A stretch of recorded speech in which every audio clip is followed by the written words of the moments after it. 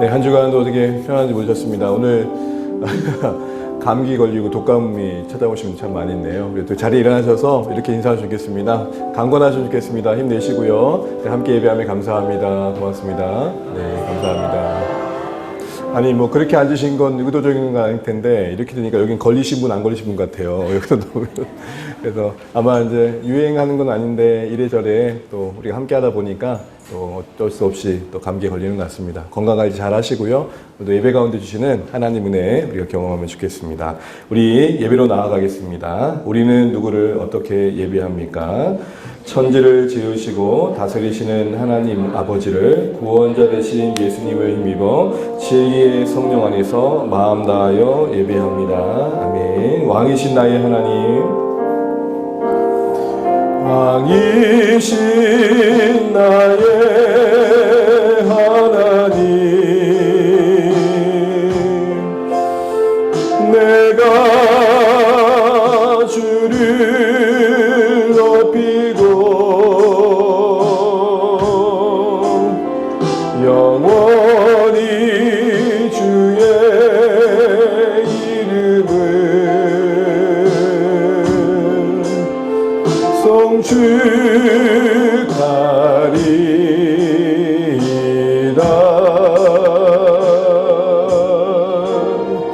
왕이신 나의 하나님,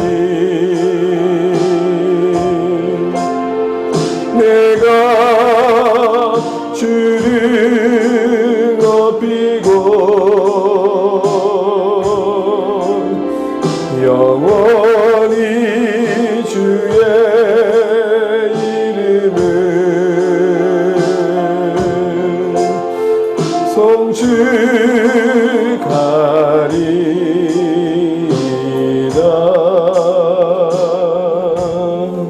우리 사도신경을 신앙 고백하며 하나님 예배합니다.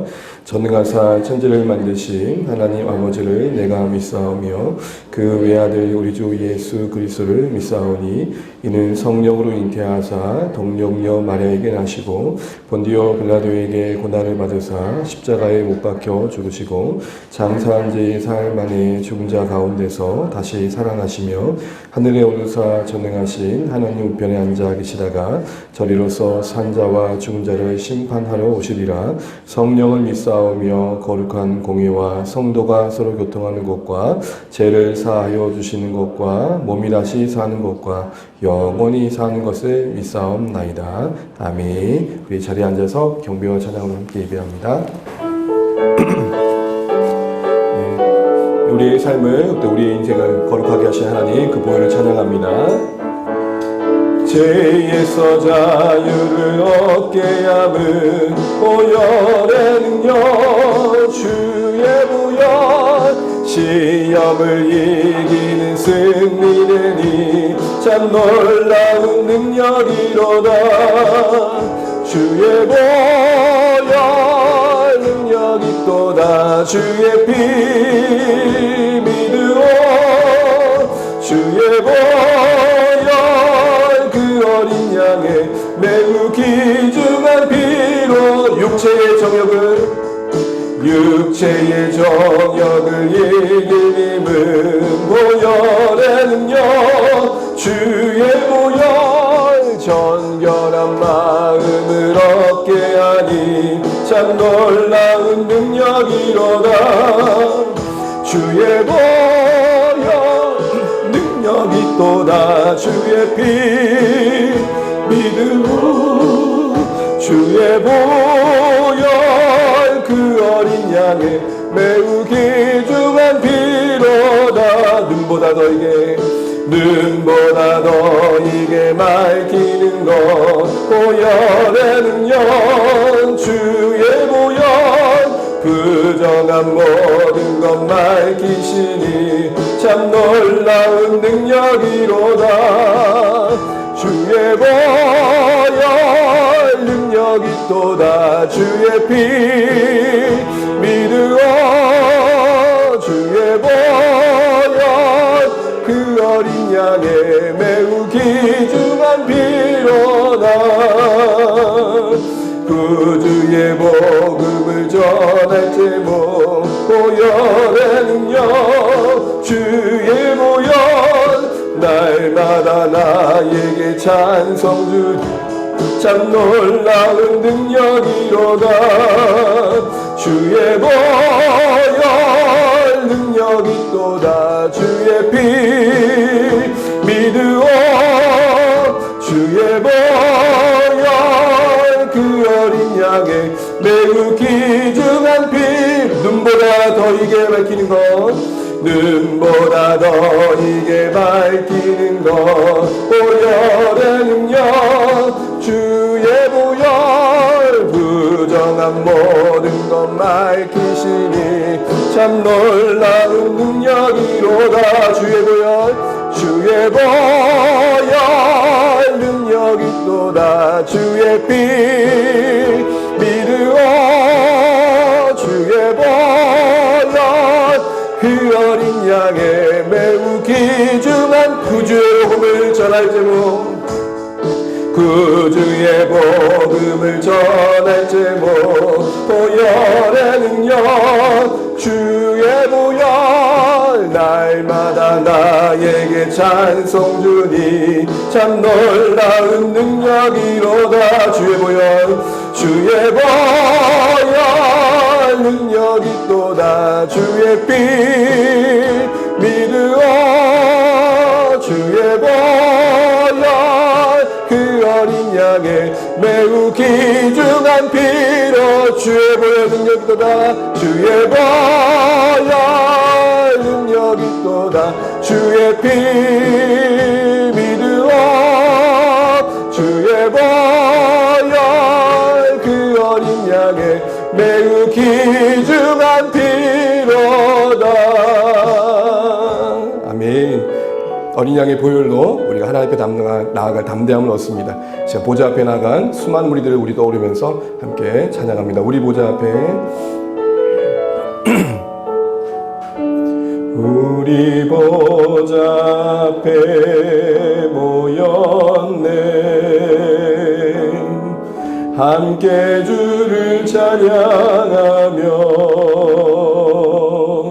하나님의 사랑 그 아들 주셨네 그의 피로 우리 구원받았네 십자가에서 쏟으신 그 사랑 강같이 온 땅에 흘러 각 나라와 족속 각성 방언에서 구원받고 주 경배를 이네 구원하심이 보좌에 앉으신 우리 하나님과 어린 양께 있도다 구원하심이 보좌에 앉으신 우리 하나님과 어린 양께 다시 한번 고백하겠습니다. 우리 보좌 앞에 모였네 보좌 앞에 모였네 함께 주를 찬양하며 하나님의 사랑 그 아들 주셨네 그의 피로 우리 구원받았네 십자가에서 쏟으신 그 사랑 강같이 온 땅에 흘러 각 나라와 족속 백성 방언에서 구원받고 주 경배를 이네 구원하심이 보좌에 앉으신 우리 하나님과 어린 양께 있도다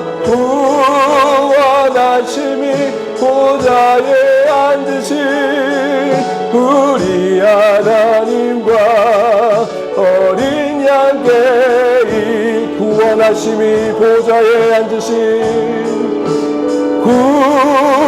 구원하심이 보좌에 앉으신 우리 하나님과 어린 양께 있도다 구원하심이 보좌에 앉으신 우리 하나님과 우리 한 번만 더 고백하겠습니다. 구원하심이 보좌에 앉으신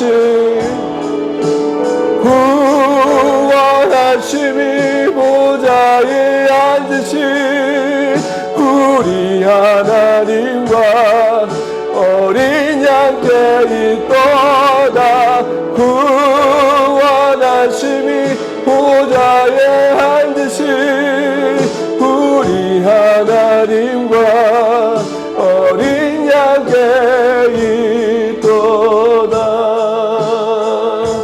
사랑하는 성도 여러분, 기도하겠습니다. 세 가지를 가지고 기도하실 때 하나님 우리를 예배 자리에 있게 하신 것 감사합니다. 하나님 지금 우리를 긍휼히 여겨주셔서 그 어린 양의 보혈로 우리를 맑게 씻으심으로 하나님 앞에 설 수 있는 정말로 모습으로 서길 소원합니다. 하나님 우리를 용납하시고 받아주시고 새롭게 해주십시오. 예배 가운데 우리의 심령이 하나님을 만나길 소원합니다. 하나님 받으실 만한 예배 될 수 있도록 성령님 순간순간 우리를 주장하여 주옵소서. 하나님 이 교회를 기도합니다.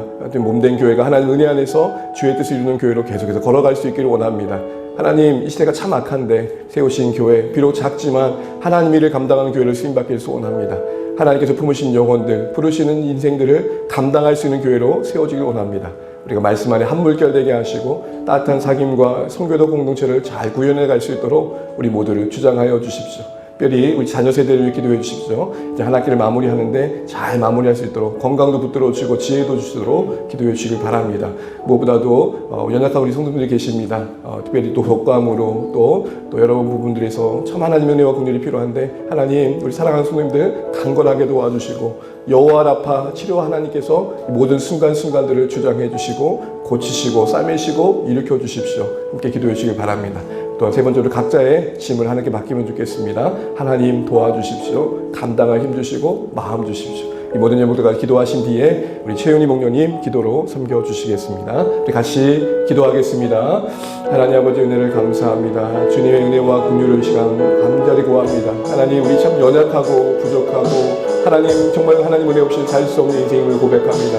날마다 일용할 양식을 구해야 되고 날마다 용서를 구해야 되며 날마다 하나님 악과 시험으로부터 하나님 빠지지 않도록 긍휼을 구해야 되는 우리 인생임을 고백합니다. 하나님 우리의 육신의 고단함과 연약함 어리석음 속에 우리가 스스로 선택하여 잡히는 우리의 모습들을 불쌍히 여겨주십시오. 예배하기 합당하지 못한 우리의 생각과 마음을 다스려 주시고 우리가 보혈로 덮어주시고 그 보혈로 우리를 정결케 하여 주셔서 하나님 정말 예수 그리스도의 이름을 힘입어 담대히 은혜의 보좌 앞에 나아갈 수 있도록 이 시간 사랑하는 모든 성도의 심령 속에 정죄와 송사를 거두어 주시고 주 예수 그리스도의 그 흘리신 피만을 바라보게 도와주시며 하나님 그 흘리신 피로 여신 이 새 생명의 길을 믿음으로 담대히 걸을 수 있도록 인도하여 주옵소서.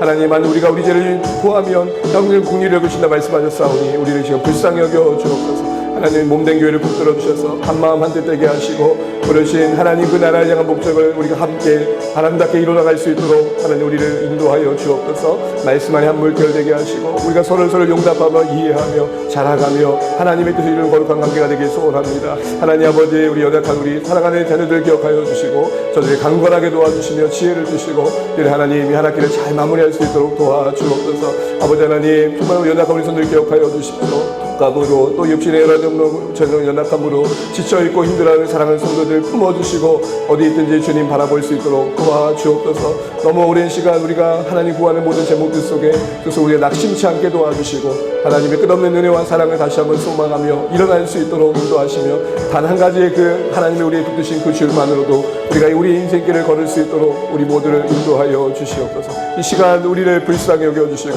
이 시간 우리 모두에게 필요한 은혜를 더하여 주시옵소서.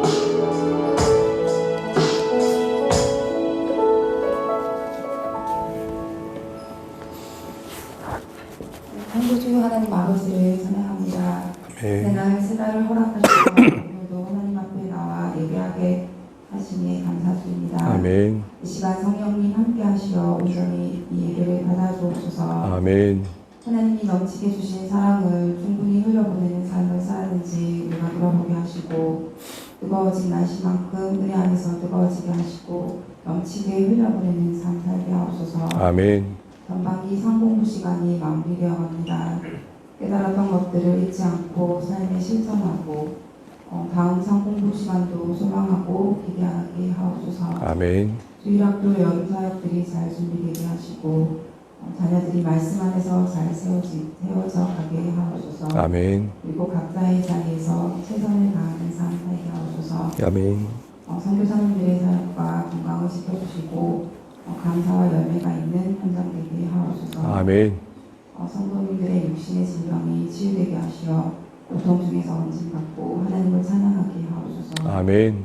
오늘도 하나님의 말씀을 전하시는 목사님의 영가역이 강건하게 하시고 성령님 기름 부으심으로 능력의 말씀을 선포하게 하옵소서. 아멘. 우리를 사랑하시어 죽으시고 부활하신 예수님의 이름으로 기도드립니다. 아멘.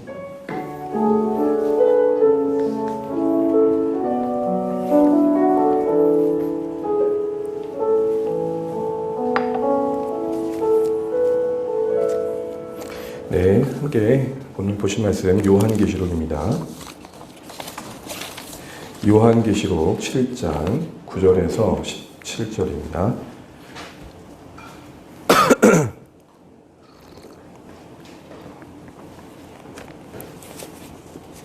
요한계시록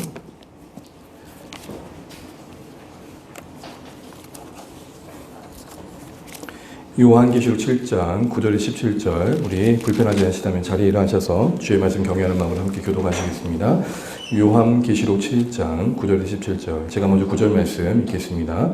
이 일 후에 내가 보니 각 나라와 족속과 백성과 방언에서 아무도 능히 셀 수 없는 큰 무리가 나와 흰 옷을 입고 손에 종려 가지를 들고 보좌 앞과 어린 양 앞에 서서 큰 소리로 외쳐 이르되 구원하심이 보좌에 앉으신 우리 하나님과 어린 양께 있도다 하니 모든 천사가 보좌와 장로들과 내 성물의 주위에 서 있다가 보좌 앞에 엎드려 얼굴을 대고 하나님께 경배하여 이르되 아멘. 찬송과 영광과 지혜와 감사와 존귀와 권능과 힘이 우리 하나님께 세세토록 있을지어다. 아멘 하더라. 장로 중 하나가 응답하여 나에게 이르되 이 흰 옷 입은 자들이 누구며 또 어디서 왔느냐?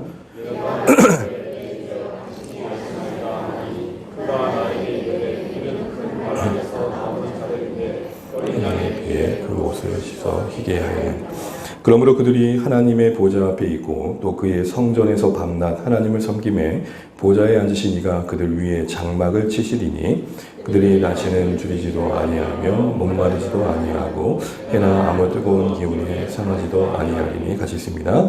이는 보좌 가운데에 계신 어린 양이 그들의 목자가 되사 생명수 샘으로 인도하시고 하나님께서 그들의 눈에서 모든 눈물을 씻어 주실 것입니다.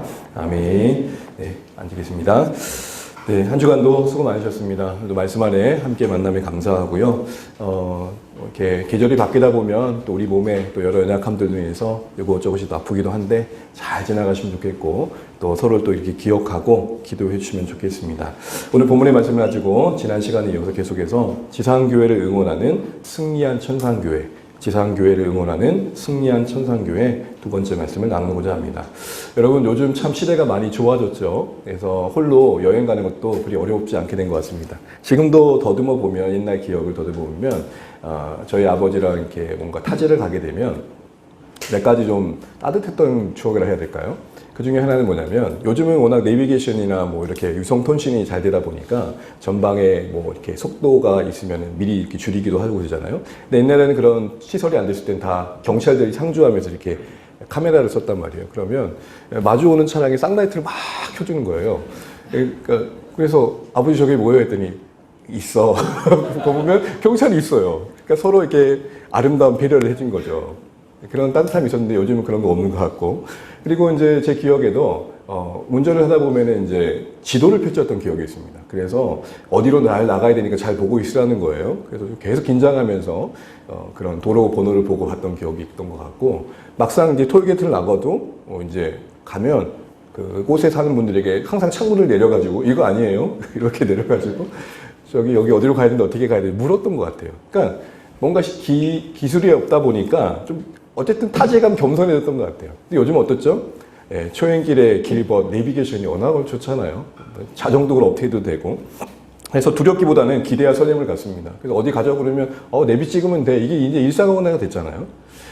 그런데 여러분 사실 어디로 가야 될지 어디서 나아가야 될지 또 어디를 또 빠져나가야 될지를 모를 때는 참 난감합니다.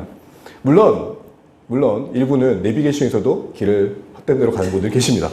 그래서 옆에서 잘 도와줄 분도 계시지만 어쨌든 내비게이션의 도움으로 인해서 거기에 집중하다 보면 어느새 목적지에 도착하게 돼 있죠. 또 얼마나 친절해요. 제가 만났던 자매 중에 제일 친절한 것 같아요. 꼭 이탈을 하면 어떻게 말해요?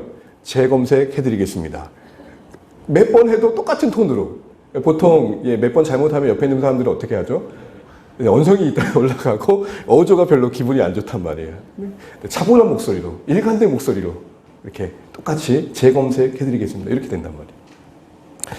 그러면서 참 이제 여행기를 우리가 무사히 마치게 됩니다. 근데 문득 이런 생각을 해봤습니다. 우리 인생의 내비게이션에 우리 인생의 내비게이션에 천국을 딱 찍어보면 어떤 길을 안내해 줄까? 여러분, 제가 내비게이션 천국을 찍어봤어요.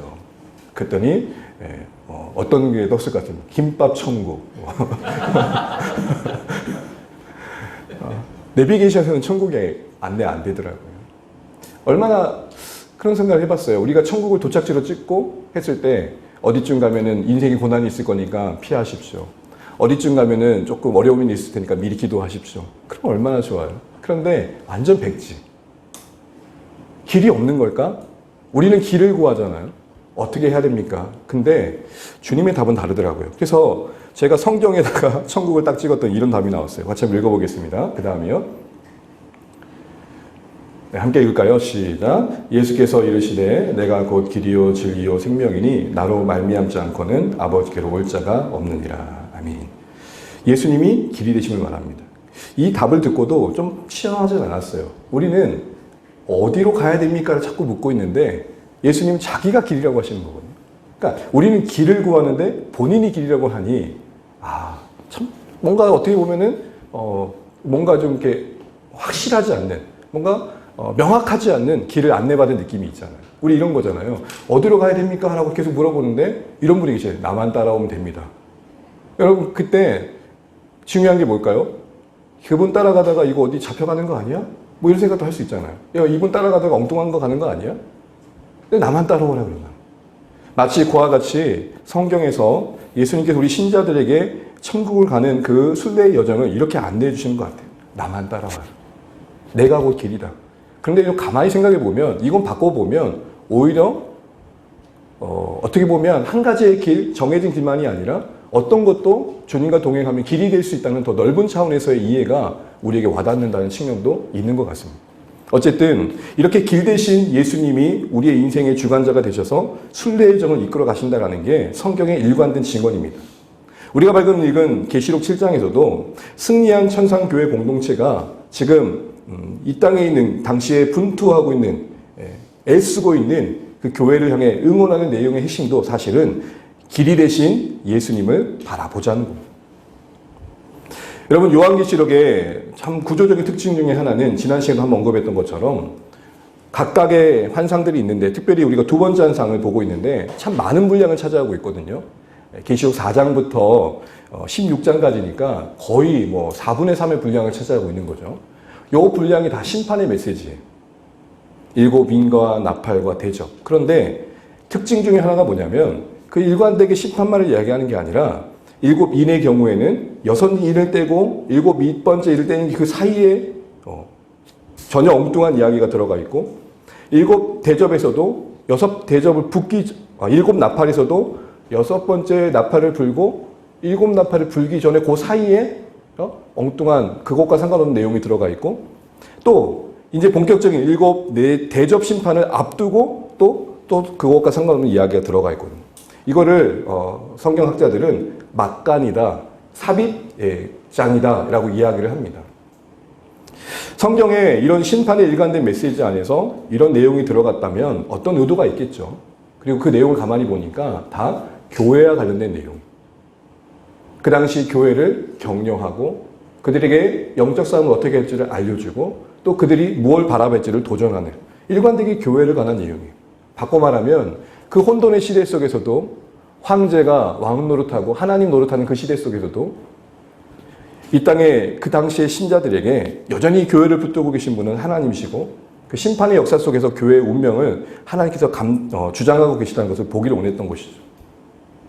그들은 아마 당시에 어떻게 하면 로마의 핍계로부터 살 길이 있습니까? 라고 구했을 겁니다. 그런데 그들에게 동일하게 예수님은 그렇게 말합니다. 내가 곧 길이다. 여러분, 우리에게 인생의 청사진이 쫙 펼쳐지면 얼마나 좋을까요? 정작 저 자신에게도 그래요. 규용아, 내년에는 이렇게 될 거야. 내후년에는 이렇게 될 거야. 그러니까 이렇게 하자. 다 보여주고 설계해 주시고 그냥 그 보여준 대로 가면 좋을 텐데 그건 보여주지 않고 본인만 보라고 하니까. 당시 교회에게도 바로 그렇게 막간을 통해서 길 대신 예수님은 자신을 비춰주시고 자신을 보도록 하셨던 것입니다. 특별히 7장에서는 우리도 그런 부분을 더 우리가 보게 되는데요. 우리가 7장에 위치한 이 막간은 이렇게 구조가 되어 있습니다. 1절을 보시게 되면 이 일 후에 내가 본이라는 말이 있고요. 9절을 보시게 되면 또 이 일 후에 내가라는 내용으로 두 가지가 명확하게 구별이 되고 그것을 기준으로 구별된 각각의 내용은 살펴봤던 것처럼 1절부터 8절은 지상의 교회입니다.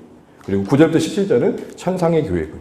지상의 교회는 14만 4천이라는 숫자였음을 거듭 말씀드렸고 그것은 그 천이라는 숫자가 상징하는 하나님의 부르신 영혼들, 채워야 할 그 충만해져야 할 숫자를 말하는 것이었고 그 충만한 숫자를 복음으로 섬기면서 영혼을 구원해가는 일들이 참여함으로 채워가야 할 교회의 사명을 말하는 거였죠.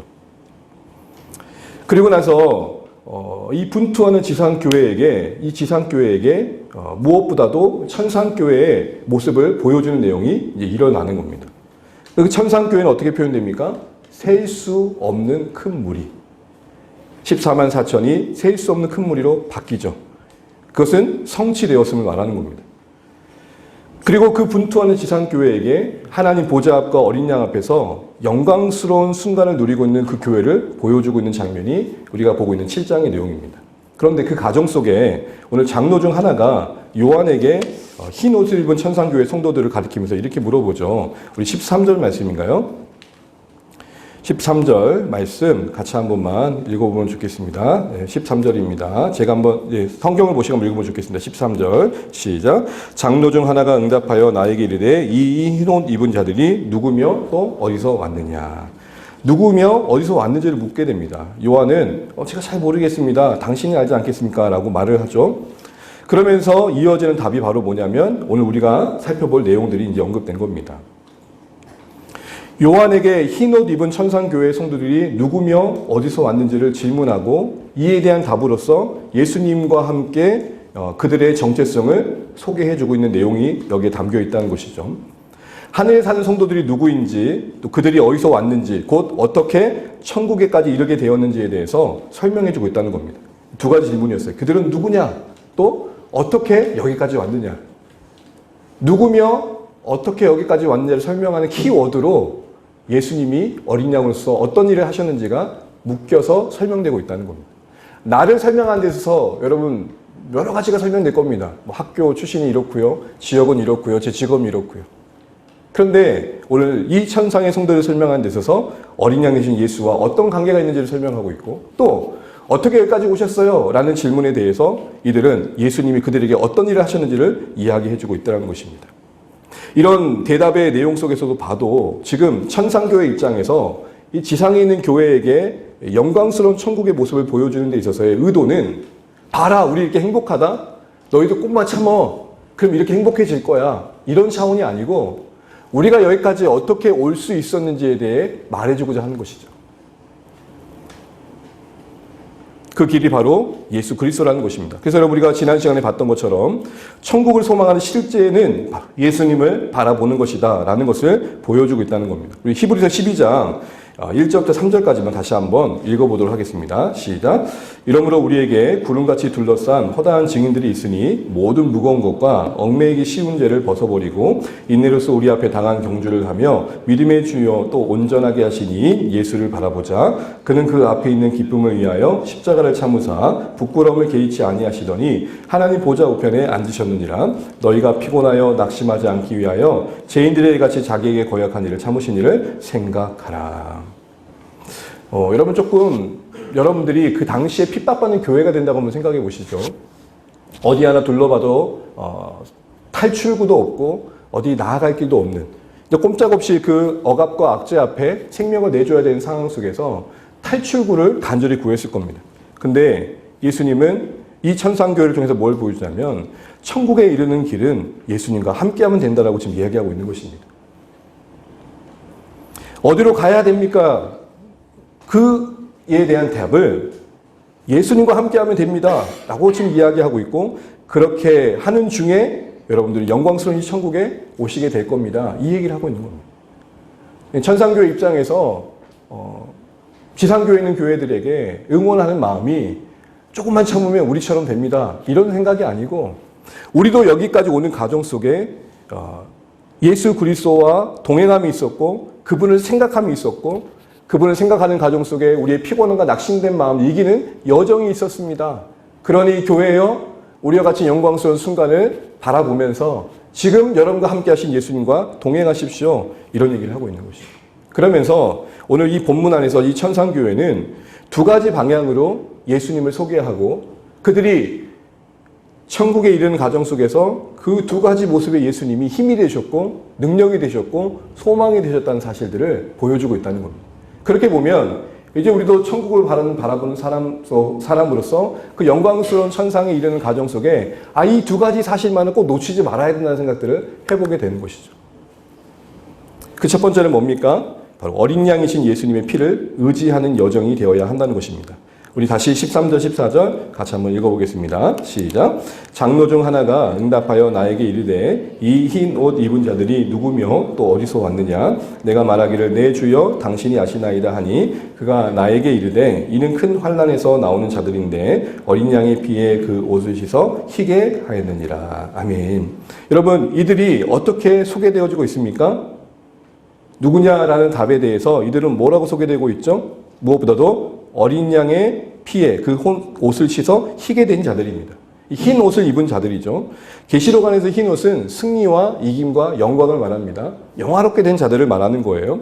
천상에 있는 신자들을 이렇게 표현하고 있는 겁니다. 그런데 여러분 어떻게 흰 옷을 입게 되었다고 말합니까? 그들이 헌신했기 때문에, 애썼기 때문에? 아니죠. 뭐라고 말하고 있죠? 어린 양의 뭐로 시켰다고요? 피로 시킨 거죠. 여러분 한번 생각을 해보세요.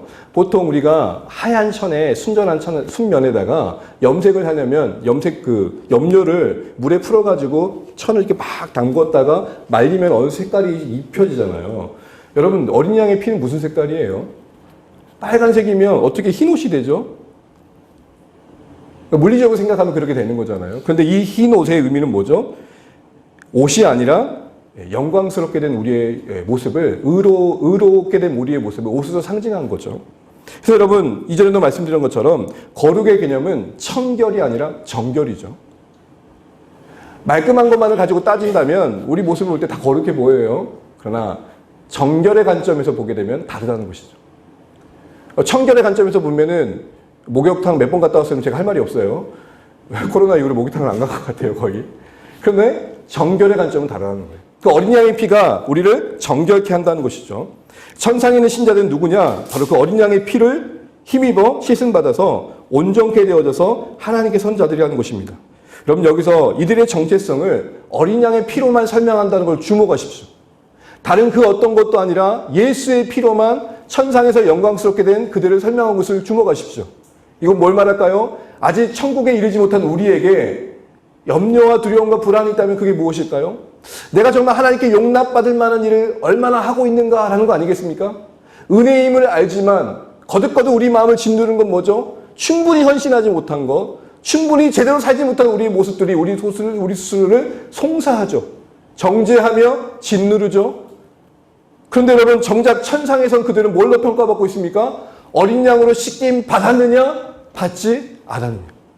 주목해 보십시오. 이 천상에 있는 교회 성도들을 어떤 직분과 그 생의 업적으로서 부르거나 차별하지 않고 있다는 것입니다. 오직 예수의 피로 씻김 받았느냐? 안 했냐라는 거예요. 천국에 갈 때 목사님이세요? 장로님이세요? 권사님이세요? 이런 게 통하지 않는다는 거예요. 예수 믿으세요? 안 믿으세요? 그 어린 양의 피로 씻음 받으신 거예요? 안 받으신 거예요? 이거 외에는 없다는 겁니다. 근데 아이러닉하게도 이 지상의 교회에서는 어린 양을 피로 씻겠냐를 그렇게 중요하지 않게 여기는 것 같아요. 보통적인 얘기지만 교회 안에서 어느 정도 나름 영향력이 있으면 직분자가 되기 쉬워졌어요.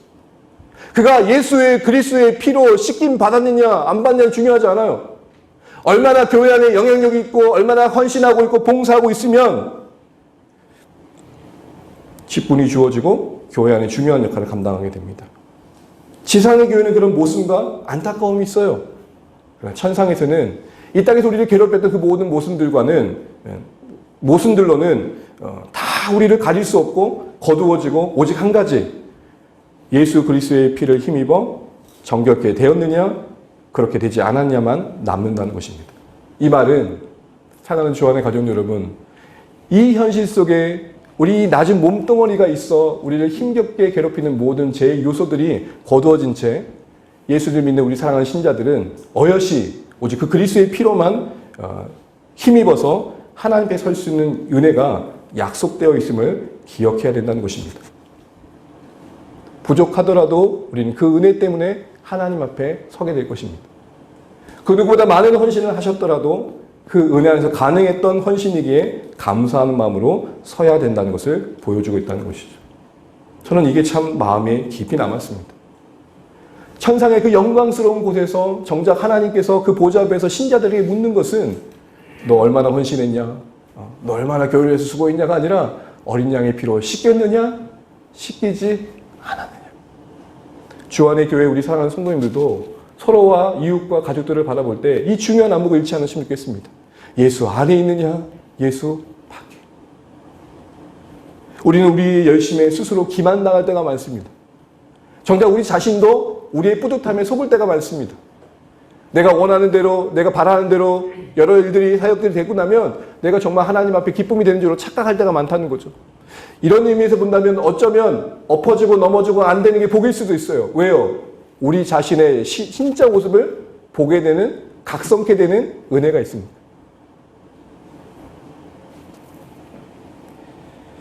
사랑하는 주안의 가족 여러분, 그러기에 이 시간 이 말씀 앞에서 우린 중요한 질문을 한번 해봐야 됩니다. 나는 어린 양 예수의 피를 힘입어 하나님 자녀됨을 고백하는 신앙이 있는가? 나의 인생의 그 어떤 의로도 내 죄를 씻을 수 없음을 인정하고 내 죄 위에 대신 죽으신 그 십자가가 바라봐지고 있는가? 십자가가 소망이 되는 인생의 공통점이 있습니다. 자기 의에 대해 절망한 자들입니다. 심연의 깊은 곳에서부터 하나님 앞에 설 수 있는 그 무엇도 만들 수 없음을 탄식하며 인정하는 자들입니다. 그래서 이렇게 고백하는 거죠. 전부여 의지 없어서 손 들고 옵니다. 주 나를 외면하시며 나 어디 가리까. 천상의 영광스러운 신자들이 하나님 앞에서 평가받는 것은 오직 한 가지, 어린 양의 피로 씻음 받았느냐 그렇지 않느냐만 있다면 이 땅에서도 우리가 가장 귀하게 여겨야 될 것은 바로 거기에 있을 것입니다. 그렇습니다. 우리 모두는 이 땅에서 어떠한 수고를 했든 어떤 처참한 실패를 했든 오직 예수의 피로만 서게 될 것입니다. 우리가 어여시 하나님 앞에 그 자녀됨을 고백할 수 있는 이유는 예수께서 우리를 위하여 자신을 내어주셨다는 사실 외에는 아무것도 없는 것입니다. 그러니 좌절하신 분 계십니까? 어린 양의 피를 바라보시길 바랍니다. 혹시 자기 의에 우쭐대는 분 계십니까? 어린 양 피 앞에 그 교만을 깨뜨리시길 바랍니다. 우리가 설 수 있는 이유는 오직 한 가지, 그 피로 씻김 받았느냐 그렇지 않느냐만 있다는 것을 기억하시고 복음의 본질을 잘 붙들 수 있는 주안의 가족들 되시길 바랍니다. 그런데 이들이 또 어떻게 설명되어집니까? 큰 환난 가운데 있었음을 보여줍니다. 천상에 그렇게 어린 양의 피를 씻긴 그들의 삶의 모습은 영광과 승리와 이김으로 표현되기보다는 환난, 그리고 더 큰 환난으로 표현되고 있습니다. 이 말은 뭔 말일까요? 예수 믿는 신자들이 이 세상을 살아가는 동안 순례의 여정 중에 참 쉽지 않은 일들을 경험하게 된다는 것입니다. 쉽게 말하면 예수 믿기 때문에 겪는 고단함이 있다는 것입니다. 관계 속에서 내 성질대로 할 수 있지만 내 안에 예수가 있기 때문에 입을 다물게 되고 마음을 접게 되고 꽁꽁 억누르는 그런 것들을 지나게 되는 거죠. 바보같이. 때로는 이해할 수 없는 어려움들, 또 신자이기 때문에 당한 어떤 소외 당함들, 또 여러 고생들, 이런 모든 것들을 지나게 된다는 것입니다. 이것은 참된 성도들이 마주하는 현실의 경험들이라는 것이죠. 그래서 바나바와 바울은 1차 여행 때 세웠던 교회들에게 이렇게 말합니다. 사도행전 14장 22절 같이 한번 읽어보겠습니다. 시작. 제자들의 마음을 굳게 하며 이 믿음에 머물러 있으라 권하고 또 우리가 하나님의 나라에 들어가려면 많은 환난을 겪어야 할 것이라 하고. 사랑하는 성도 여러분, 바나바와 바울은 이들에게 겁주는 걸까요? 이제 막 예수 믿는 신자들에게, 교회에게 야, 너희도 고생할 거야. 이 얘기를 왜 할까요? 진짜 복음에 창념하게 되면 복음의 가치와 부딪힐 수가 있는 세상 앞에서 갈등이 있다는 것입니다. 여러분 평생 기억해야 될 거 한 가지가 있습니다. 이 세상은 예수 그리스도를 십자가에 못 박은 세상이라는 것입니다. 함께 사랑해야 되고 긍휼을 베풀어야 되고 섬겨야 되지만 결정적인 순간에는 그들은 그들의 이익을 택하며 자신을 택하는 입장에 있기 때문에 예수와 함께한 우리와 함께 갈 수 없는 그 어떤 부분이 있다는 것입니다. 십자가를 못 박은 이 세상과 어떻게 타협이 가능하겠습니까? 더불어 하나님의 주인됨을 부정하는 시대 아닙니까? 요즘 어떻게 보면 심리적이거든 철학적이거든 이 시대의 어떤 아이콘이라고 할 수 있는 게 뭡니까? 나 아닙니까? 나. 오죽했으면 이런 노래가 나올까요? 잘 되는 나, 행복한 나, 괜찮은 나, 멋져진 나, 달라진 나. 순결과 거룩과 진실과 중심은 사라진 채 어느새 보여진 그 무엇에 우리를 설명해가는 고단함에 우리를 묶어두고 있죠. 제가 느끼는 거예요. 똑같은 상점을 갔는데 반바지와 청바지 입고 갔을 때는 이러더니 제가 이렇게 입고 간 적이 있는데 태도가 달라져요. 사랑하는 성도 여러분, 예수를 십자가에 못 박은 이 세상 한복판에서 자신의 주인됨을 인생의 목적으로 삼고 이 시대 한복판에서 예수님이 주인되심을 인정하고 그 못 박힌 십자가를 사랑하는 신자들에게 어떻게 환난이 없을 수 있겠습니까?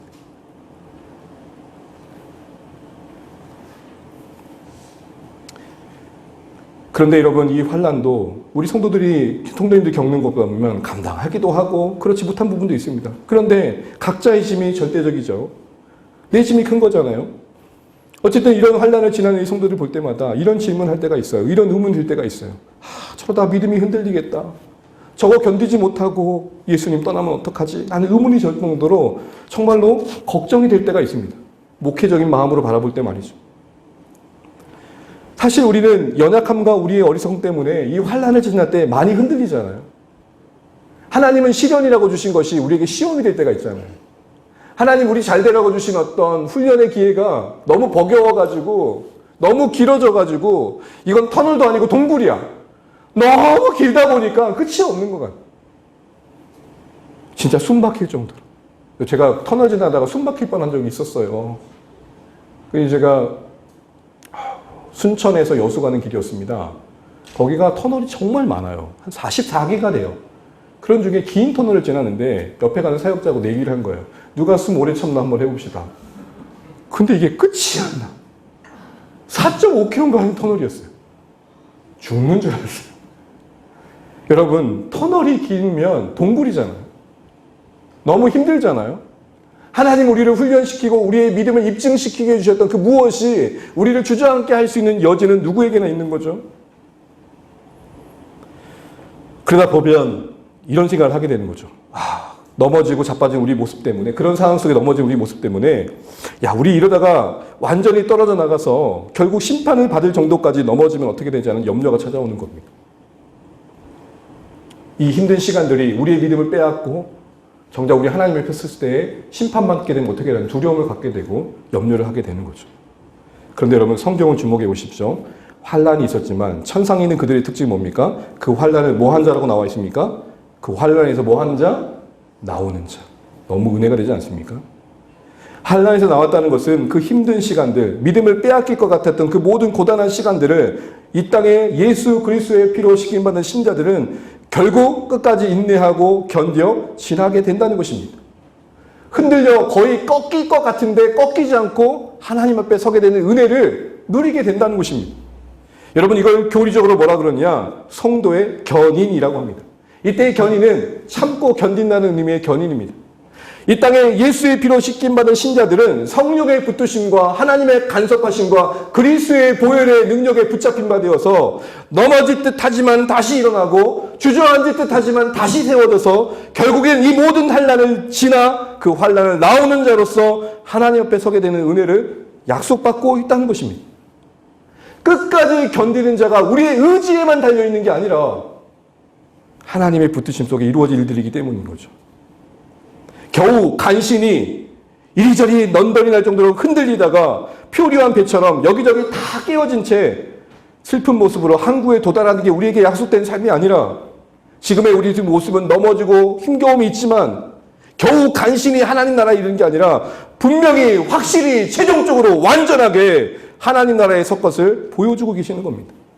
그 선택하심과 예수의 피로 씻김받고 성령의 내주하심이 있는 신자들은 환난 중에 우리가 품을 수 없고 가질 수 없는 능력으로 하나님께서 우리의 간섭하셔서 결국은 천국에 이르게 하신다는 겁니다. 그래서 성도의 견인이 가능한 이유는 하나님의 견인이 있기 때문입니다. 성도의 견인은 견딘과 인내라면 하나님의 견인은 이끌어 주심입니다. 약속을 보십시오. 우리 시편 37편 24절 같이 한번 읽어볼까요? 시작. 그는 넘어지나 아주 엎드러지지 아니함은 여호와께서 그의 손으로 붙드심이로다. 아멘. 안 넘어진다는 게 아니에요. 아주 넘어지는 데까지 가지만 결국 그렇지 않으면 하나님의 손이 그를 붙드심을 경험한다는 겁니다. 빌립보서 1장 6절입니다. 같이 한번 읽습니다. 너희 안에서 착한 일을 시작하신 이가 이 그리스도 예수의 날까지 이루실 줄 우리는 확신하노라. 아멘. 우리 안에 착한 일, 곧 구원의 일을 시작하신 하나님께서 예수 안에서 약속된 그 날까지 우리를 책임져 주신다는 것. 그 소망이 확실하다는 거죠. 마지막으로 요한복음 6장 39절 우리 같이 믿음으로 함께 고백하겠습니다.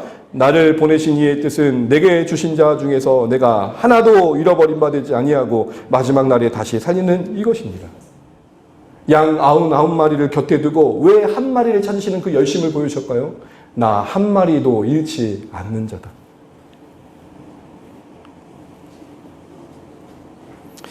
이렇게 하나님의 붙드심과 계획을 이루시는 신실하심과 하나도 놓치지 않는 그 능력으로 우리를 책임져 주시는 그 손길 아래 신자들이 있다는 것입니다. 이 은혜 아래에 있기 때문에 우리가 견디는 거지만 사실은 우리의 견딤이 아니라 하나님의 견인에 의해 하루하루를 견디고 오는 것이죠. 지난날 한번 되짚어 보시죠. 여러분의 믿음을 빼앗을 것 같았던 순간들, 큰 상실감들, 엄청난 배반감들, 나를 주저앉게 했던 그 무엇 속에서 어느새 여러분 여기까지 오셨다면 그 성도의 여러분의 견인 그 중심엔 하나님의 견인이 있었다는 것을 잊으시면 안 됩니다. 저 자신도 넘어질만 하면 정말 생각지도 못했던 말씀으로, 넘어질만 하면 뜻하지 않았던 만남으로, 주저앉고 싶을만 하면 생각지도 않았던 사건들로 하루하루 그때그때를 지나게 하셔서 참 신비다 외에는 말할 수 없는 가정으로 우리의 삶과 저의 삶을 인도하신 것들을 보게 됩니다. 그런데요, 한 가지 더 주목할 게 있습니다. 이런 견딤의 자리에서 큰 환난에서 나온, 그래서 견딘 그들을 향해서 이야기할 때 어린 양의 피로 씻겼다는 사실을 다시 한번 같이 언급하고 있다는 것입니다. 세상의 환난을 능히 이기고 견디는 것, 우리 입장에서 정말 견딜 수 있는 힘의 근원으로 삼아야 될 것 중에 하나는 예수의 보혈이라는 것이죠. 주님의 보혈이 능력이 있다는 것입니다. 그 보혈을 흘리신 십자가가 우리에게 이해되어지고 와 닿을 때 신자들은 능력 있게 살 수 있다는 것입니다. 왜죠? 그 십자가의 죽으심은 하나님의 사랑을 확증하는 것이죠. 그래서 로마서 5장 8장에 이렇게 말하지 않습니까? 죄인 되었을 때 예수께서 우리를 위하여 죽으심으로 하나님께서 우리에게 자기 사랑을 확증하셨다. 그 능력으로 우리는 만들 수 없는 새로운 출발이 만들어지게 되고 그 능력으로 그 피의 권세로 도착할 수 없었던 것 같던 순례의 여정을 마치게 된다는 것입니다. 그래서 바울은 그의 고단한 사역의 현장에 그 중심에 능력의 근원을 이렇게 고백합니다. 우리 고린도후서 5장 13절 14절 함께 읽겠습니다. 시작. 우리가 만일 미쳤어도 하나님을 위한 것이요 정신이 온전하여도 너희를 위한 것이니 그리스도의 사랑이 우리를 강권하시는도다. 아멘. 미쳤다, 정신이 온전하다 이런 모든 표현들은 그가 그만큼 사역에 얼마나 집중했는지 열심을 냈는지를 말하고 있는 것입니다. 그렇게 외부는 평가할지 모르지만 그의 중심은 그리스도의 사랑의 역사함이었고 그 사랑을 따라 복음을 섬겼다는 것입니다. 결국 그의 삶은 그리스도의 사랑이 그 보혈이 말하는 그 하나님의 사랑이 빚어낸 광인의 인생이었던 것이죠. 사랑하는 주안의 가정 여러분, 어린 양의 피로 씻긴 그 모습으로 우리는 하나님께 서게 될 것입니다. 또한 이 땅에서 그 신자로서 우리는 어려움을 지나며 환난을 지난 인생을 살게 될 것입니다. 크든 작든. 그러나 약속하고 계신 것은 그 환난에서 무너진 자가 아니라 그 환난에서 주저앉은 자가 아니라 그 환난에서 나오는 자로 약속받고 있습니다. 그 약속을 누리기 위해 우리가 놓치지 말할 것 중에 하나는 그리스도의 보혈입니다. 여러분 한번 자문해 보십시오. 여러분의 위기의 순간순간마다 날 향한 부정할 수 없는 절대적인 그 하나님의 사랑의 호소인 십자가가 얼마나 떠올려지시는지. 예수 그리스도의 십자가가 묵상되어지고 그 순간순간이 그 은혜로 지나가시는 우리 삶이 되시면 좋겠습니다. 이 땅에 하나님을 향해 불꽃처럼 자신의 인생을 드렸던 모든 사람들의 공통점 중에 하나는 그의 중심에 십자가가 살아있었다는 겁니다. 그 흘리신 피가 자신의 죄를 위함임을 늘 기억하고 그 은혜 앞에 자신의 삶을 드리는 삶을 살았다는 것이죠. 우리 주 안의 모든 가족들도 이 십자가의 피가 그 흘리신 피에 상징하는 하나님의 사랑이 관건되어지는 삶을 사심으로 큰 환난을 나오는 자로서 어여시 우리 하나님 앞에 모두 설 수 있는 주 안의 가족들 되시기를 축복합니다. 두 번째, 이 정상교회가 지상교회에게 이야기했던 것 중에 하나는 그 예수님, 어린 양 되신 예수님이 선한 목자이심을 바라보고 신뢰하고 따르는 것입니다. 우리 17절 말씀 읽고 이제 말씀 한번 마무리해 보겠습니다. 시작. 이는 보좌 가운데 계신 어린 양이 그들의 목자가 되사 생명수샘으로 인도하시고 하나님께서 그들의 눈에서 모든 눈물을 씻어 주실 것입니다. 아멘. 여기서 이 천상에 이른 성도들이 고백하는 그 지상의 교회의 가정을 지나 천상의 교회에 서서 그들이 고백하는 예수님. 아까 장로가 했던 질문 중에 하나, 어디서 온 거냐, 어떻게 온 거냐 라는 것의 질문의 답으로 뭘 얘기합니까? 어린 양신 예수님의 선한 목자 되심을 말합니다. 예수님이 성도들의 인생 속에 목자로서 자신을 나타내신 성경의 구조들은 성경에 참 많이 나와 있습니다. 마태복음 9장 36절에도 예수님이 무리를 바라보실 때 이렇게 말씀합니다. 목자 없는 양같이 참 고생이 많구나. 그러니까 이것은 무슨 말이죠? 예수님은 우리를 적어도 목자의 심령으로 헤아리신다는 겁니다. 여러분 성경의 기초에서 하나님의 시선을 받아들이시길 바랍니다. 우리가 하나님을 바라보는 게 아니라 우리의 생각을 투영하여 하나님 나를 이렇게 생각하겠지가 아니라 성경에서 하나님이 우리를 어떻게 보시는지를 이해하셔야 됩니다. 성경은 일관되게 우리 예수님이 우리 하나님이 목자의 심령으로 우리를 바라보신다고 했습니다. 여러분 CEO의 심령이면 어떻게 할까요? 저것을 어떻게 잘라버릴까? 이런 생각일 겁니다. 목자의 심령은 뭐죠? 어떻게 하면 살릴까? 어떻게 하면 회복시킬까? 어떻게 하면 인도할까? 목자로서 자신을 소개해 주신 천상의 교회 성도를 통해서 고백되어진 예수님의 모습에서 우리 몇 가지만 좀 생각해 보려고 합니다. 여러분, 예수님이 목자로서 자신을 소개하셨다는 것은 그 목자의 이끄심과 인도를 받아야 될 교회는 결국 뭐라는 겁니까? 양이라는 것이죠. 뭐 염양, 김양, 방양을만을 얘기하는 게 아니라 우리 모두가 양입니다. 양의 특성상 그 존재는 목자 없이는 생존이 불가능합니다. 그러기에 양과 목자의 관계는 단순한 의존 관계가 아니라 절대 의존 관계입니다. 여러분 양을 보신 적 있습니까? 제가 전남대학교 나왔을 때 전남대의 시초가 농대거든요. 농대가 그 나눔 캠퍼스에 참 많은 면적을 차지하고 있는데 양이 있다는 소식을 듣고 1학년 때 자전거를 타고 그 허허벌판을 갔었어요. 양을 보고자 했던 저의 꼭 부푼 기대감은 뭘까요?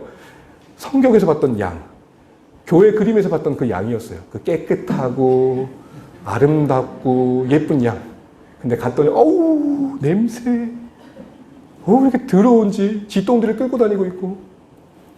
그때 그래서 저를 알았어요. 자료를 보니까 양은 멀리서 봐야 예쁘대요. 성도들과 비슷한 것 같죠? 우리와 비슷한 것 같죠? 특별히 양의 특징 중에 하나는 시력이 너무 안 좋아요. 그래서 양은 앞에서 이끄는 대로 가는 거예요. 그러니까 앞으로 보인 대로 가다 보니까 낭떠러지 떨어진 경우가 많은 거예요. 그래서 여러분 예수님이 목자로서 그 그림을 보게 되면은 이 지팡이의 끝이 어떻게 있냐면 이렇게 갈고리처럼 돼 있어요. 왜 그럴까요? 여기 외딴 데로 저기 길을 이탈한 양이 있으면 어떻게 해요? 모가지를 끌고 와서 이렇게 데려오는 거죠. 가이드 해주시는 거죠. 또 양은 되게 약해요. 맹수 앞에 힘을 못 써요. 양은 한 번 또 뒤집어지고 나면 다시 자신의 몸을 스스로 옳게 못한대요. 그래서 뒤집어고 나면 이 가스에 배가 차가지고 죽는 경우가 숱하대요. 그래서 이 목자는 항상 뒤집어진 양이 없는 걸 돌아보는 거예요. 이와 같이 양은 존재적으로 약하기 때문에 목자의 돌봄이 절실하고 절대적입니다. 여러분 예수님이 본인 그 자신을 그분을 목자로 소개하신 것은 양인 우리에게 어떤 메시지가 있는 것 같습니까? 먹는 것부터 우리의 영혼의 문제부터 우리 인생의 모든 문제까지 하나님을 의존하지 않으면 안 되는 자리에 우리가 있다는 것이죠.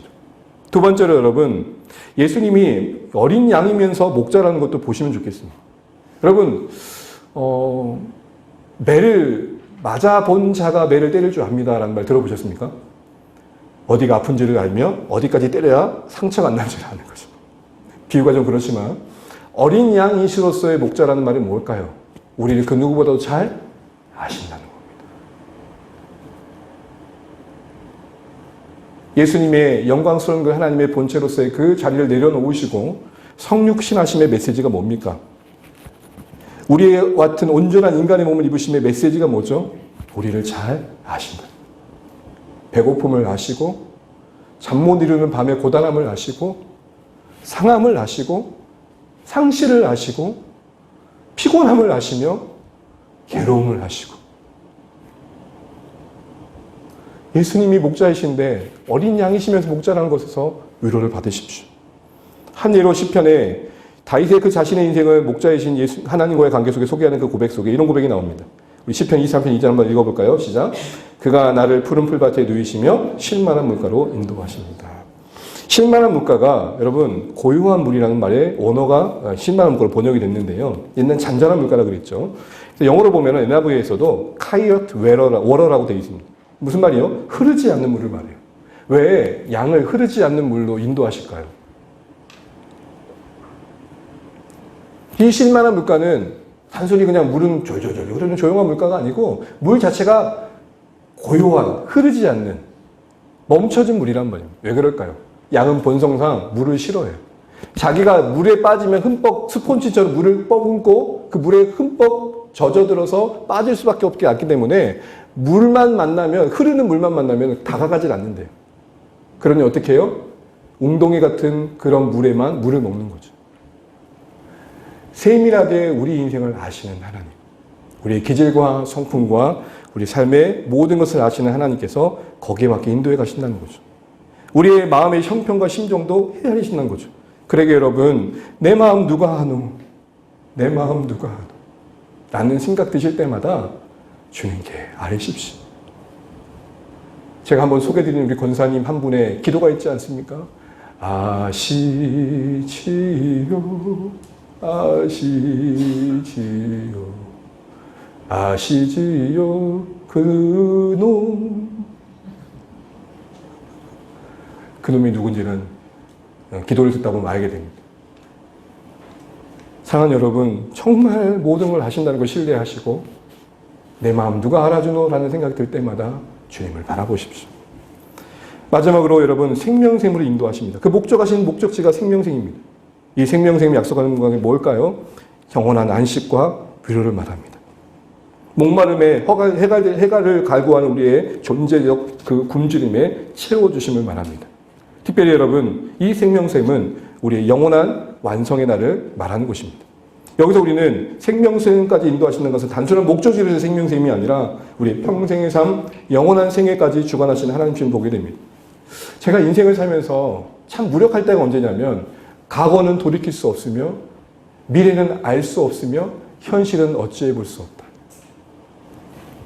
후회스러운 일을 어떻게 해봐도 돌이킬 수 없는 아쉬움과 후회는 여전하고 알아보려고 아무리 몸부림을 써도 보이지 않는 게 내일이며 어떻게든 오늘 하루를 잘 살아보려고 하는데 무료함과 권태감에 마음을 뺏길 때가 자주 있죠. 시간에 종속되어질 뿐만 아니라 시간에 갇혀 사는 존재처럼 우리는 시간에 어찌할 수 없이 살아갑니다. 그런데 여러분, 평생과 그 평생을 죽음 넘어 영혼까지 인도하시는 하나님의 인도하심 속에 우리 인생은 여기서부터 자유로워야 된다는 것입니다. 어떻게 해요? 우리 어거스틴의 고백 속에서 그 답을 찾습니다. 함께 읽어보겠습니다. 시작. 과거는 하나님의 긍휼에, 현재는 그분의 사랑에, 미래는 그분의 섭리에 맡기라. 어찌해 볼 수 없는 지난날의 후회는, 그 실수는 하나님께 맡기시고 하나님의 체휼하심에 맡기시고, 알 수 없는 내일은 합력하여 손을 신 하나님의 선하심에 그 섭리에 맡기고, 오늘은 아무도 나를 알아주지 않는 내 인생의 반복된 일상이지만 하나님의 따스한 사랑의 햇빛 아래서 우리의 영혼을 데피고 충만하게 해서 하나님과 동행하는 하루하루로 채워가라는 권면인 것입니다. 이렇게 살아갈 때 우리는 결국 영원한 안식을 보게 된다는 것이죠. 그가 영원한 안식을 누리게 된다는 것들을 뭐라고 표현하고 있습니까? 모든 눈물을 씻어주심으로 말합니다. 여러분, 모든 눈물은 뭘 말할까요? 우리 인생의 모든 걸 대변해주는 상징어겠죠. 여러분, 삶이 참 이상한 게 기쁜데 기쁘지만 않아요. 뭐 하죠? 슬픔도 함께 해요. 제가 이런 경험을 했어요. 너무 좋은 만남이에요. 근데 제가 조금 염세적인지 몰라도 이 만나면 언젠가 헤어지겠지? 라는 우울감이 찾아온 거예요. 우리는 기쁨과 함께 상반적으로 슬픔도 함께 동반하는 마음을 경험할 때가 참 많아요. 어느 한순간 눈물로 설명될 수 없는 순간들을 지나게 된다는 것이죠. 그런데 그 눈물을 닦아주시는 정도가 아니라 씻어주는 하루의 만남을 우리에게 약속해 주신다는 겁니다. 생명샘으로 인도하시는 선한 목자신 예수님께서 결국 우리에게 경험케 해주실 눈물의 닦아주심을 넘어 씻어주심의 의미는 뭡니까? 그 씻어주심의 의미는 눈물을 제거하신다는 거예요. 이 제거의 의미는 뭐냐면 근원을 해결해 주신다는 겁니다. 일시적인 위로가 아니라 영원한 위로를 약속해 주고 계신다는 겁니다. 단순히 흐르는 눈물을 닦아주시는 정도가 아니라 눈물의 근원을 제거해 주신다는 의미에서의 씻음을 말하는 것입니다. 닦아주는 정도가 아니라 씻어준다는 것은 우리의 눈물의 근원을 해결해 주신다는 거죠. 마치 혈류병 겨인 여인의 근원을 마르게 하신 것처럼. 이와 같은 은혜의 약속들로 선한 목자 되신 주님이 우리를 이끌어가고 계심을 천상의 교회가 소개해주며 지상의 교회에게 격려하고 있는 것입니다. 사랑하는 주안의 가족 여러분, 이제 말씀을 맺겠습니다. 천상에 있는 교회는 너무 신나가지고 지상의 교회에게 이리 오면 이렇게 행복하단다를 말하고 있는 게 아니에요. 우리가 너희도 같이 고단한 그 인생의 과정을 거쳐 도착이나 하겠나 했는 이 천국에 와 보고 나니 정말 천국은 예수님을 따르는 인생이었다는 것을 말하고 싶었던 거예요. 길을 묻는 이 시대에 어떻게 하면 행복합니까? 어떻게 하면 잘 살 수 있습니까? 어떻게 하면 어려움 없이 살 수 있습니까? 수없는 길을 묻는 이 세대 가운데 정말 천국 같은 삶이 어디로 가야 됩니까? 라고 묻는 이 시대 가운데 오늘 이 요한계시록 7장은 적어도 우리에게 답을 주는 건 이겁니다. 예수가 길이 되신다. 길 대신 예수님과 함께 동행하는 겁니다. 왜요? 그분은 선한 목자로서 우리를 이끌어 주시기 때문에. 또한 그분은 그의 피로 우리를 정결케 하시고 온전케 하시고 우리 인생을 되찾아 주시는 분이기 때문에. 여러분, 예수님의 피로 우리를 정결케 되었다는 것은 단순히 제 씻음의 문제만이 아니라 제 지배받아 인간답게 살지 못했던 우리의 모습을 되찾았다는 겁니다. 평생 미움의 종로를 타고 평생 스스로를 정죄하는 자리에서 자유케 되어져 부족하지만 그래도 누군가에게 손을 뻗쳐 섬길 수 인생을 만드는 것이 보혈로 가능케 되었음을 말하는 것이죠. 단순히 천국 가는 티켓을 말하는 게 아니라는 것입니다. 이처럼 예수님은 우리의 머리부터 발끝까지 존재의 시면까지 다루시는 분이십니다. 그래서 천상에 있는 교회가 지상의 교회에게 얘기했던 겁니다. 어떻게 하면 거기 가느냐라는 질문을 하는 듯한 그들에게 예수님과 동행하면 어느새 그곳에 이를 것이다. 그래서 7, 8호도 어느새입니다. 벌써 한 해의 절반이 지났다고 어느새라고 말하는 7호를 우리는 그렇게 받아들이면 좋겠어요. 여러분, 우리는 어느새 그렇게 주님과 함께 하다가 천국에서 눈을 뜰 수 있기를 주의 이름으로 축복합니다. 우리 존재의 불안과 끝없는 염려와 두려움에 갇혀 살지 마시고 예수님이 길 되어주심을 기억하고 그분이 팔로우미라고 할 때 팔로우 하면서 걷다 보면 그곳이 천국이 될 줄로 믿습니다. 또 다른 방법을 찾고 요령을 찾는 게 아니라 예수로 그러기에 충분하다. 그러기에 예수와 함께함으로 나의 인생을 살아내겠다 라고 결단할 수 있는 오늘 이 천상교회의 지상교회의 위로가 우리에게도 그렇게 와닿으시기를 주의 이름으로 축복합니다. 이 시간 주신 말씀 같이 한번 묵상하겠습니다.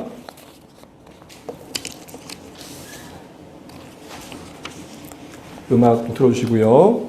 한 2분 정도 우리 주신 말씀 묵상하시면서 우리 7장을 이제 마무리하면서 결국 그들이 천상에서 하고 싶었던 말, 그들이 거기까지 이룰 수 있었던 것은 예수와 함께 했던 것이고 예수를 바라보며 있었다는 것이었습니다. 우리가 동일하게 그 예수님을 바라보기 원하고 계십니다. 십자가에 피 흘리신 그 어린 양의 피로 우리가 정결케 되어져 그리고 선한 목자신 어린 양의 인도하심 따라 사는 것, 그것이 우리의 이 천국의 순례 여정의 길이고 여정임을 말합니다. 이거 기억하면서 다시 한번 말씀 묵상하고 주신 마음들 정리해보고 고백하시면 좋겠습니다. 한 2분 정도 시간 갖겠습니다.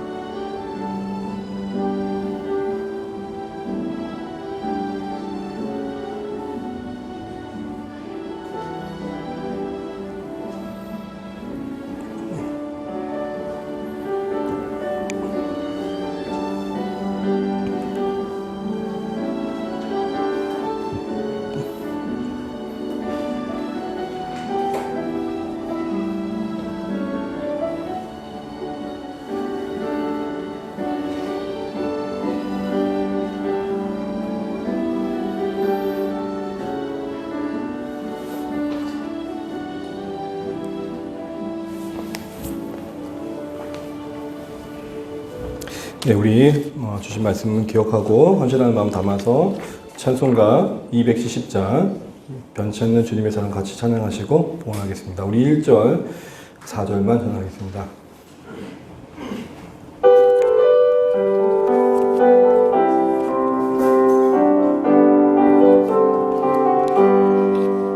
변치 않는 주님의 사랑과 거룩한 보혈의 공로를 우리 다 찬양을 합시다.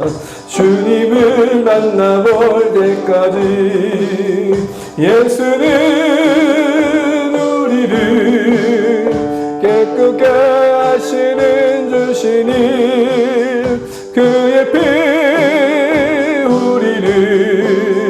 눈보다 4절입니다. 십자가 단단히 붙잡고 십자가 단단히 붙잡고 날마다 이기며 나가세 머리에 면류관 쓰고서 주 앞에 찬양할 때까지 예수는 우리를 깨끗게 하시는 주시니 그의 피 우리를 눈보다 더 이게 하셨네.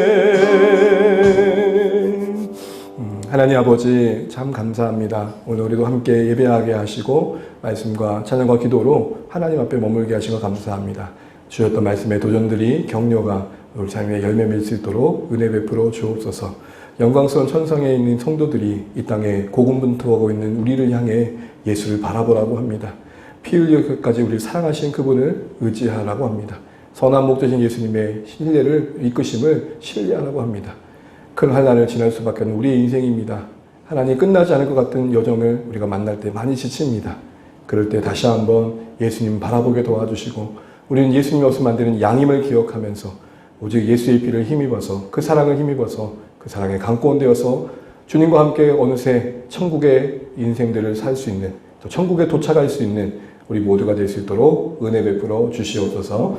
특별히 허락하신 삶의 모든 것 주의 것임을 고백하며 헌신합니다.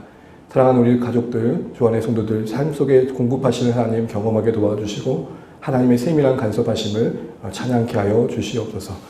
우리에게 허락하신 것 주의 것임을 고백하며 드리는 이 고백을 받으시고 주의 공동체가 이 복음을 위해 선하게 쓰임받을 수 있도록 도와주시옵소서. 감사합니다. 예수님의 이름으로 기도합니다. 아멘. 네, 우리 사랑의 열매 같이 찬양하면서 서로 격려하시고 축복하겠습니다. 주님은 나무, 우리는 가지입니다. 주님의 사랑이 당신을 통해 온 세상 가운데 전해지기를. 주님은 나무, 당신은 가지니 사랑의 열매 맺길 축복해요.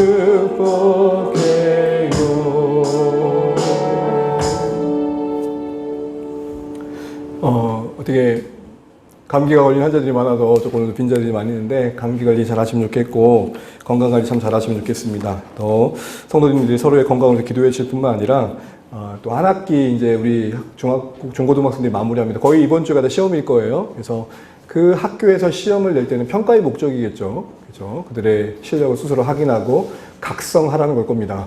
그런데 그 시험이 시험 들지 않도록 인생을 포기한 데까지 가지 않도록 격려해 주시고 잘하도록 응원해 주시면 좋겠고, 또 잘하는 것보다 우리의 아이들이 이번 시험 기간도 기도하면 좋겠어요. 제가 중고등학교 때 그런 도전을 받은 적이 있어요. 시험 볼 때 기도하니? 아니요. 기도해라. 어떻게 기도할까요? 정답을 찍게 해주세요라고 기도하라고 하지 않고 이렇게 하시더라고요. 주님, 시험 가운데 주님 마음으로 이 문제를 내신 선생님들의 마음이 얼마나 수고로우셨겠습니까? 그렇게 생각하며 문제를 풀라는 말을 들었던 기억이 있어요. 그렇게 하겠습니까? 기도하면서 하나님, 제발 찍은 것도 답이 되게 하시고 틀린 것도 답이 되게 하시며 곁길로 가지 않게 하옵소서. 이렇게 기도했던 적이 있는데, 시험에 우리 사랑하는 자녀들 잘 지나갈 수 있게 기도하면 좋겠고, 저는 시험 이후가 더 중요하다고 생각해요. 애들이 시험 때 긴장하다가 나름 겸손해지다가 시험 끝나면은 해방감에 이탈을 하는 경우가 있어요. 그래서 애들이 시험 끝나고 딱 하루만 날 셀 수 있도록 기도해 주시면 좋겠습니다. 격려해 주시면 좋겠고요. 그 다음에 우리가 VIP 작정하자고 지난주에 광고했었는데, 그래서 7월 셋째 주에 우리가 정말 사랑의 마음 담아서 섬길 분들, 초청한 분들을 하나님께 올려드릴 때 기도로서 좀 준비되는 가정 되시면 좋겠습니다. 그래서 여러분, 우리의 기도에 영혼이 있으시길, VIP가 있으시기를 바랍니다. 목회 칼럼 쭉 보시고요. 7월, 8월 일정들을 쭉 나열해 봤습니다. 자세한 그 교육과 신앙 훈련의 일정들은 다음 주에 말씀드릴 텐데, 특별히 이번에는 저희 이제 전체를 대상으로는 다다음 주 이제 수요일부터 6주간 성경 개관의 시간을 좀 가져보려고 합니다. 그래서 시간을 별도로 갖지는 않고 수요 기도 시간을 좀 활용하려고 합니다. 그래서 성경 전체를 한번 쭉 훑어보는 개회의 시간을 갖고요. 그리고 그 주간 마지막 6주차 되는 주간 금요일에는 외부 강사를 좀 모시고 우리가 저희 온 가족들이 함께 저녁에 함께 모여서 말씀 듣고 또 같이 좀 교제하고 기도하는 시간 가지려고 하니까 좀 이렇게 전망하시고 동참해 주시면 좋겠습니다. 그리고 우리 다음 세대들은 영아부 같은 경우에는 가족별로 우리가 이제 방문하겠습니다. 오늘 뭐 영아들이 안 왔네요. 은율이도 몸이 아파. 애들이 감기가 심하게 또 온 애들이 있고 그래서 그런 것 같습니다. 그다음에 우리 유초동부에도 지난주처럼 바이블 BT를 할 거고요. 함께 마칠 때 수양회로 마무리하겠고요. 중고등부는 이번에 외부 강사를 좀 모셨습니다. 그래서 진로와 소명이라는 곳에 속해서 청소년 지도사 역할을 하고 계시는데 참 목사님 재미시고 인생의 이야기가 좀 있고 또 우리 지금 또래 아이들에게 나눌 수 있는 부분도 있을 것 같아서 좀 모셨는데 이 아이들에게 그래도 동기부여가 되는 시간 될 수 있게 좀 좋겠고요. 통통데이라고, 이 통통데이는 뭐냐면 통독을 하고 통닭을 먹는 날입니다. 그래서 영육이 통통 튀는 그런 시간 될 수 있도록 기도하고 있습니다. 그래서 통독은 전체를 못 읽고 한 마가복음 정도, 예수님의 생애 복음서 정도 같이 한번 읽고 이렇게 하면 좋겠고 생각하고 있습니다. 날짜는 우리 이면수님과 상의해가지고 중고등부 시대들과 함께 정하도록 하겠습니다. 청년부도 우리가 청년부를 하기 좀 그렇지만 좀 이렇게 한 달 정해서 같이 교제하고 후반기 모임의 일정들 좀 한번 잡아가면 어떨까 예상하고 있습니다. 이렇게 두루두루 계획하고 있으니까 기도로 함께 해주시면 좋겠고요. 오늘 삼공부 소망의 삶은 종강합니다. 그래서 마치게 되는데 마무리하는 것까지 잘 감당하시면 좋겠고 생명의 삶은 조금 약간 분량이 좀 남아서 조금 더 진행이 될 것 같습니다. 7월달 섬김 참조해 주시고요. 오늘 청국자 목련 모임 2부기 재직회가 저녁에 교회에서 7시에 있겠습니다. 네, 그 요일 강권 참조해 주시고 정말 아무쪼록 서로 더 강건할 수 있도록 또 격려해 주시고 정말 기도 많이 해주시면 좋겠고 저희 목회자 입장에서 그렇습니다. 이렇게 성도님들이 이렇게 조금 아프시고 또 이런 일들이 있으면 긴장이 돼요, 사실은.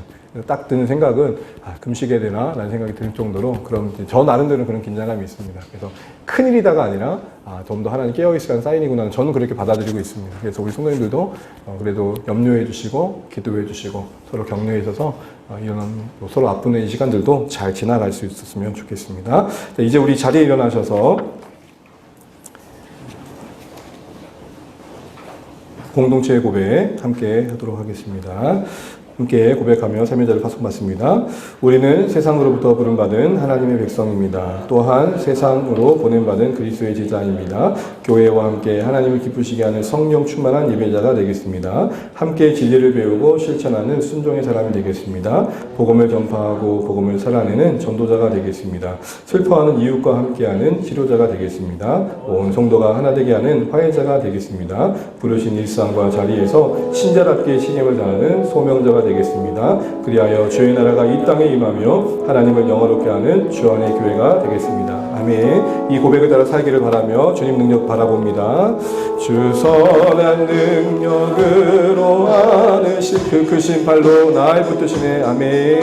그 크신 발로 날 붙드시네. 절망 속에도 흔들리지 않 사랑하는 주 얼굴 보아리 사랑하는 주 얼굴 서로 손잡아주는 마음으로 서로 격려하면 좋겠습니다. 선한 능력으로 일어서리 주만 의지하리 믿음으로 우리 고대 안에 주 오시그나 영광의 새 날을 맞이하리. 아멘. 이제는 우리 주 예수 그리스도의 은혜와 영원하신 그 하나님의 사랑하심과 성령의 교통하심이 예수님의 길되심을 고백하며 저 천성에 이르는 그날까지 주님과 함께 하겠습니다. 선한 목자신 주님 바라보겠습니다. 나를 위해 피 흘리신 주님의 사랑 의지하겠습니다. 고백하며 삶의 자리로 파송받으시는 사랑 우리 모든 성도들 위해 이제 또 영원토록 함께 계실지어다. 아멘.